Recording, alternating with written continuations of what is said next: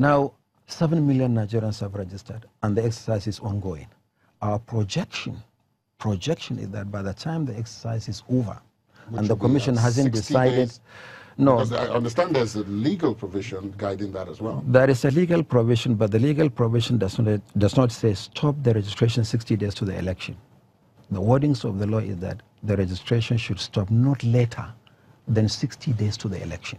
Okay, so the registration deadline is like a deadline, but you should stop not later than 60 days, which means that the Commission has flexibility to stop the registration earlier. Right. And it has to be so because all the activities that we need to undertake at back end after concluding the registration. We have to consolidate the data, we have to clean it up, we have to do the automatic fingerprint identification system, we have to get the voter register ready 30 days to the election and displayed for claims and objections. We have to print the permanent voter cards and make the permanent voter cards available to citizens for collection. So there are a number of activities. So it's not that we have to stop exactly 60 days to the election, but not later than 60 days to the election. So as far as the continuous voter registration is concerned, this is where we are. We have just started. It's a long journey.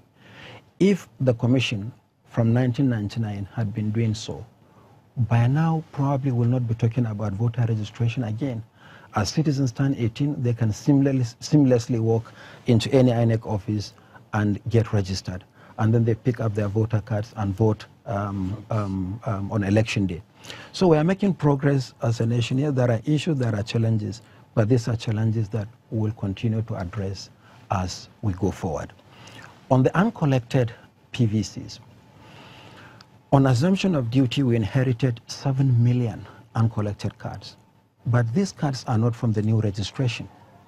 These are cards from the 2015 general elections, uncollected. I want to underscore this point. What we are doing is not the distribution of the cards, it's collection of the cards. And there is a difference. If you say distribution, the onus is on the Commission to distribute, and people can collect by proxy. But if you say collection, the onus is on those who have registered, those who own the cards. Who own the cards to come and collect so that the cards will not go into the wrong hands. So we have 7 million cards. I'm happy that the statistics for the uncollected cards came from the Commission.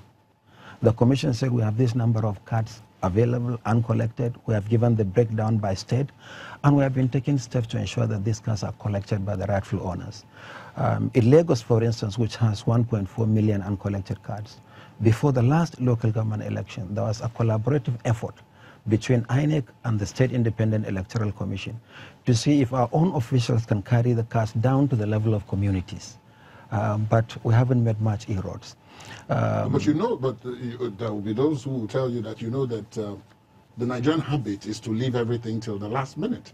So you might need to prepare yourself for a huge deluge at some point. No, we are prepared for that.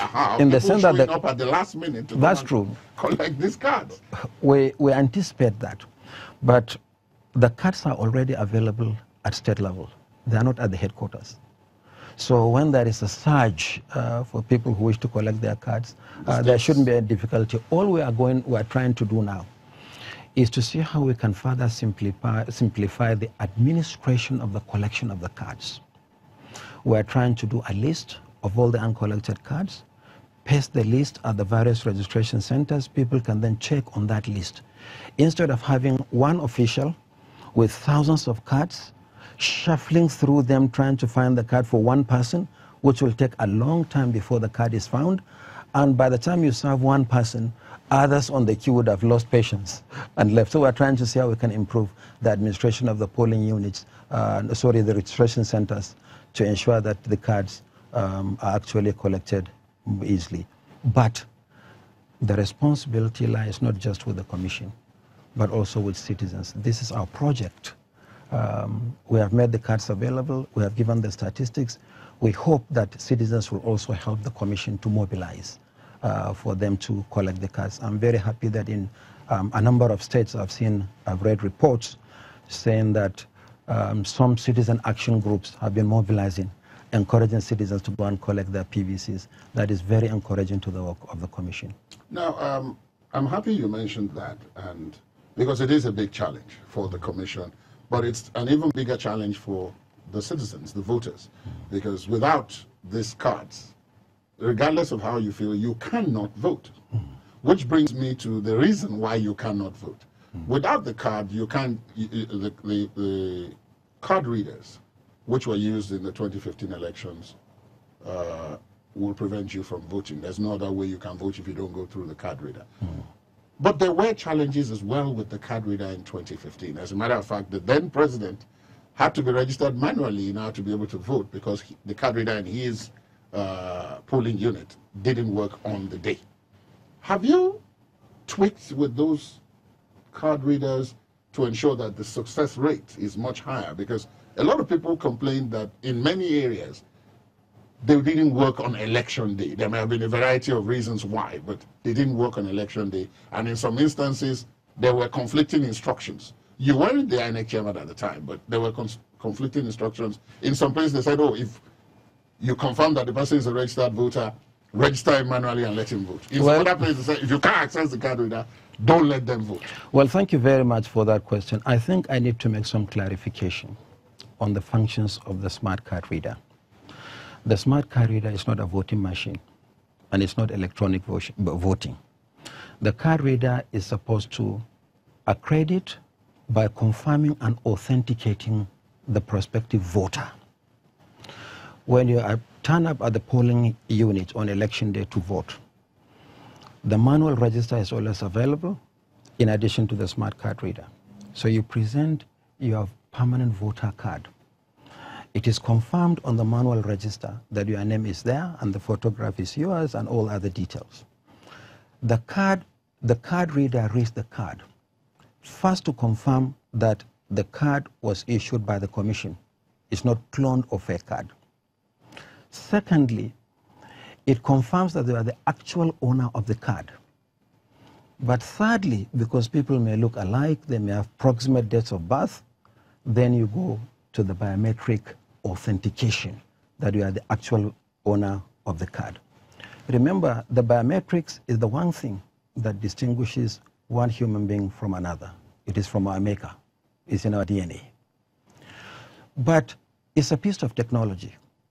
If it fails to authenticate the fingerprint, but it is confirmed that your name is on the register and the card is genuine, issued by the Commission, issued by INEC, then the Commission said you can use the incidence form to vote. So in other words, there was no Nigerian disenfranchised simply because the smart card reader could not read the biometrics. That is one aspect. The second aspect is, yes, we have had complaints from the field. On election day, we had technical support. Where the machine completely fails to work, the machine can be replaced. Where there are issues with the machine in terms of the persons operating the machine, remember we use ad hoc staff. And the training is for a short period of a maximum of 3 days. Where there were challenges, the technical support responded to those challenges. However, we learned a lot from the complaints received from the field on the functionality of the card reader, and we have taken steps to enhance the smart card readers, both in terms of its hardware and software. For instance, we have just completed the enhancement of the smart card readers in Ekiti and Osun states, learning from the experience of what happened. Some of them had to do with the way the batteries are configured. Sometimes the batteries easily slip out of position, the card reader goes off, and the staff may not be able to handle immediately until you get the technical support. We have addressed that problem. We have the processing capacity of the smart card readers, which has been a little low, and for that reason it affects the voter turnaround time. We have also addressed that by introducing a new SD card to support the built-in SD card of the smart card readers. We have also increased the window where citizens fix their fingers for authentication because we realize that the windows are rather a little small. And we're also enhancing the software of the smart card reader so that it can operate not only optimally, but also have the capacity to transmit raw figures after elections from the polling units, because it works like a mobile phone. So we have improved on the functionality of the card reader. In some of the more recent elections we have conducted, remember, Sokoto Federal Constituency and the Anambra Central Senatorial, after the Anambra governorship election, the rate of